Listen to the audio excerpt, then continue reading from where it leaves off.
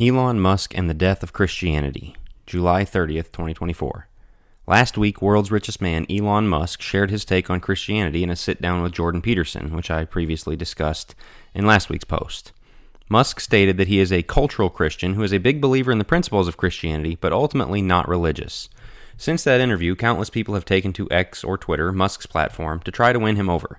Then the Olympic Last Supper debacle happened, which I covered as well on my site, and Musk revealed one of his big gripes about Christianity. Modern Christians sit by and tacitly accept blasphemy against our God. Responding to a tweet about how the response would have been different had Islam been the target of the mockery, Musk said the above: Christianity has become toothless. He then went on to say the following about the matter: unless there is more bravery to stand up for what is fair and right, Christianity will perish. While I am not a big fan of letting outsiders tell us how to run the church, I believe Musk is half right and half wrong. He's wrong because Christianity will never perish. Jesus paid far too much to see his church disintegrate into nothing. He promised the gates of Hades would not prevail against her, Matthew 16:18. We should be concerned for the future of the church, and we should be praying desperately for her, but we should rest assured that Christ will never allow his bride to be removed from the earth. Having said that, we can't allow that assurance to lull us into inaction. Christ works through his people, and if we aren't bearing fruit, we shouldn't be surprised when pruning and even burning come our way, John 15:2. And that points to what Musk got right. He's right because the church would die if something doesn't change. As we just established, the church won't die, but that's only because God will raise up the kind of men and women of valor and virtue who will turn the tide. If he allowed us to continue on this path, the church would indeed perish. Put yourself in Musk's shoes. He's one of those outsiders who see the evil in the world, which he dubs the woke mind virus. But more pressingly, he's seen its wicked effects in his own household. In the Peterson interview, he shared how his son is dead via transgenderism. He has had his heart crushed by the demonic forces wreaking havoc on our world. Looking for somewhere to turn in order to prevent this from happening to anyone else, he sees a religion that is seemingly entirely disinterested in doing anything about it. He sees a religion in which the spiritual has been so divided from the physical that we are told to stand down and to not even think about having any broad-scale, real-world impact.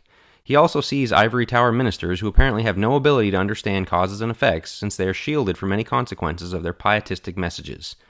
He sees that they have no motivation to discuss anything practical when feel-good platitudes garner more amens and pats on the back. I've had enough of these interactions that I can tell you exactly how this would go. Musk: pro-trans doctors destroyed my son's life. What can we do about this? Winsome Christian: just love your enemies and pray for those who curse you. Musk: but can we bring these people to justice for all the people they're harming? Winsome Christian: Christians and power don't mix. Musk: can we at least try to elect somebody who will make youth gender treatment illegal? Winsome Christian: that's spiritual adultery. Put not your faith in princes. Musk: so you have no answer for saving these children? Winsome Christian: Jesus' kingdom is not of this world. As we sit idly by and pat ourselves on the back for giving all the right answers, souls are being put through the meat grinder. I honestly can't blame Musk for seeing Christianity as a dead end for confronting evil.